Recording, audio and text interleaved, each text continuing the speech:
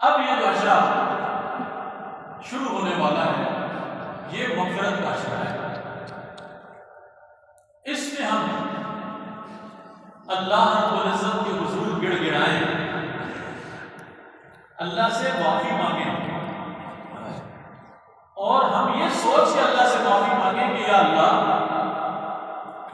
آپ کی رحمت تو بڑی وسیع ہے لیکن ہمارے گناہ بھی تو اتنے ہیں میرے مولا.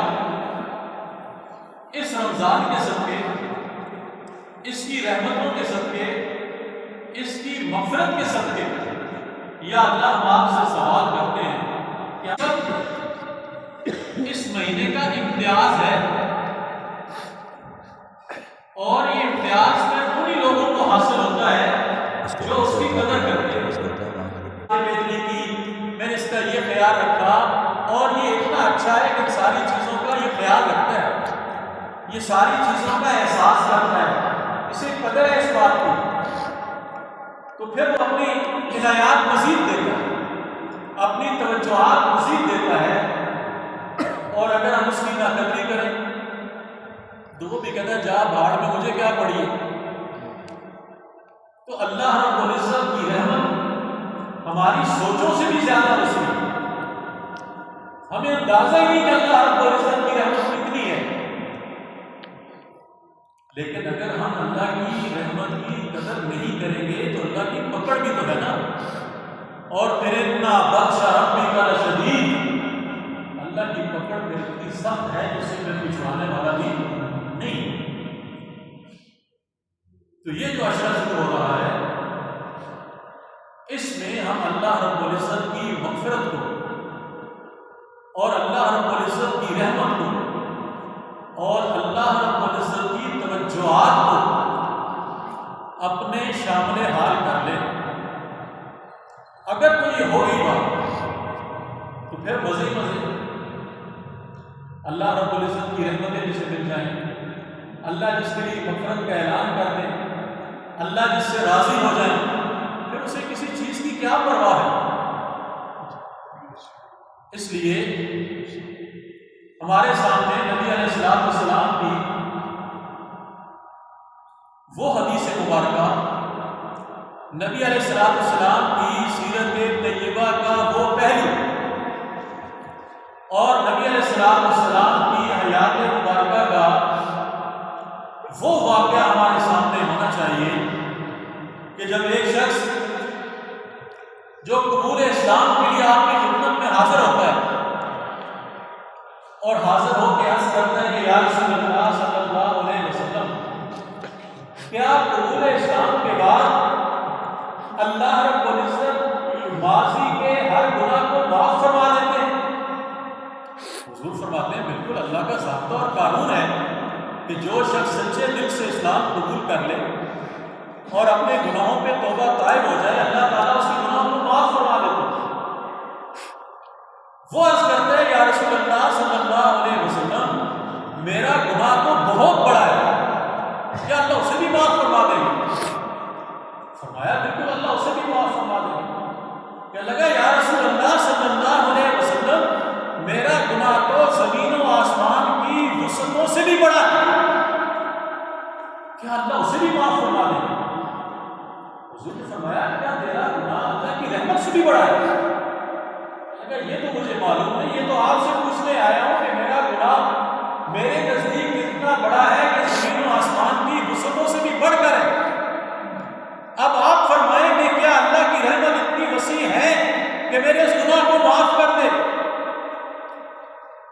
اب حضور علیہ السلام نے اس سے پوچھا، صحابہ جو بیٹھے تھے وہ بھی حیران کہ یہ شخص کیا کہہ رہے، اتنا بڑا گناہ ہے اس کا. تو پوچھا بتلا اسی طرح گناہ کیا؟ کہنے لگا یا رسول اللہ صلی اللہ علیہ وسلم، آپ کو معلوم ہے کہ ہمارے معاشرے میں بچیوں کو زندہ نہیں رہنے دیا جاتا، اسے مایوب سمجھا جاتا ہے. میں کہیں سفر پہ تھا، اللہ نے مجھے بیٹی عطا کی، میں واپس آیا، پتہ چلا اللہ نے مجھے بیٹی دی، بڑا خوش ہوا بچی کو دیکھ کر. یہ تو بچوں والوں سے بندہ پوچھنا کہ بچوں کو دیکھ کر بندے کو کتنی خوشی ہوتی ہے. پھر وہی بات ہے جو گزشتہ سے پہلستہ جمعہ میں نے عرض کی تھی، ماں باپ تو اولاد کو دیکھ کے خوش ہوتے ہیں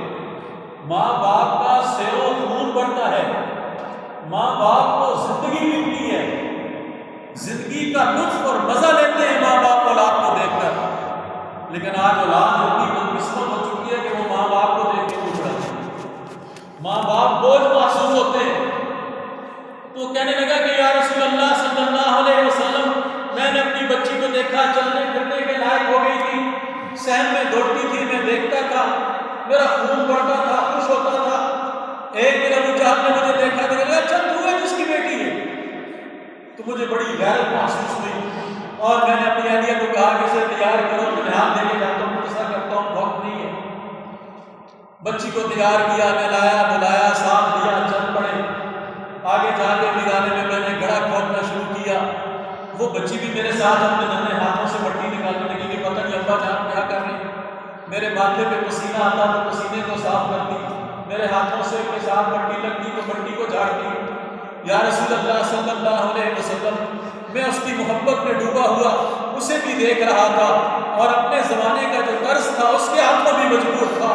یا رسول اللہ صلی اللہ علیہ وسلم، جب وہ گڑھا اتنا بن گیا کہ بچی کو اس میں کھڑا کر کے اس پہ مٹی ڈال سکتا تھا تو میں نے اپنی اس بچی کو اٹھا کے اس گڑھے میں کھڑا کر دیا اور اس پہ مٹی ڈالنی شروع کر دی۔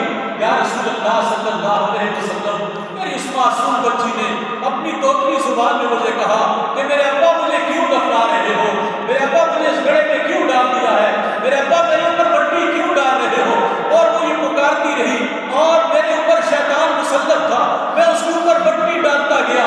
یا رسول اللہ صلی اللہ علیہ وسلم، یہاں تک اس کا سر مٹی میں ڈوب گیا، اس نے اپنے ہاتھ اوپر کر لیے اور مجھے کہنے لگی میرے بابا مجھے اس مٹی میں نہ ڈال، میں کبھی تجھ سے کسی چیز کا سوال نہیں کروں گی، میں کبھی تجھ سے کوئی چیز نہیں مانگوں گی، میں تیرے سامنے کسی فرمائش کا اظہار نہیں کروں گی، میرے بابا میرے اوپر مٹی نہ ڈال۔ لیکن میرے اوپر اتنا تسلط تھا شیطان کا کہ یا رسول اللہ صلی اللہ علیہ وسلم، میں اس کے اوپر مٹی ڈالتا گیا یہاں تک کہ اس کی آواز آنا بند ہو گئی اور اس کی روح پرواز کر گئی۔ حضور علیہ السلام نے چہرہ مبارک اٹھایا تو آپ کی آنکھوں سے آنسو جاری، صحابہ زاروں قطار ہو رہے ہیں، کہنے لگا یا رسول اللہ میں نے اسی لیے تو کہا تھا کہ میرا گناہ اتنا بڑا گناہ ہے، یا اللہ میرے اس گناہ کو بھی معاف فرما دے۔ حضور علیہ السلام نے نمدیدہ آنکھوں کے ساتھ فرمایا تیرا گناہ ہے تو بہت بڑا گناہ، لیکن اللہ کی رحمت تیرے اس گناہ سے بھی کسی، اللہ کی رحمت تیرے اس گناہ سے بھی بڑی ہے۔ اگر تو سچے دل سے توبہ کرے گا، لا الہ الا اللہ محمد رسول اللہ کہے گا، اشہد ان لا الہ الا اللہ و اشہد ان محمد عبدہ و رسولہ کی گواہی دے گا، اللہ تعالیٰ تیرے اس گناہ کو بھی معاف فرمائے۔ تو ہم اگر سچے دل سے اللہ سے اپنے گناہوں کی معافی مانگ لیں تو اللہ کی رحمت بڑی وسیع ہے۔ وہ قارون جس نے موسیٰ علیہ السلام پہ تہمت لگائی تھی اور اللہ کے حکم سے زمین نے اس کو نگلنا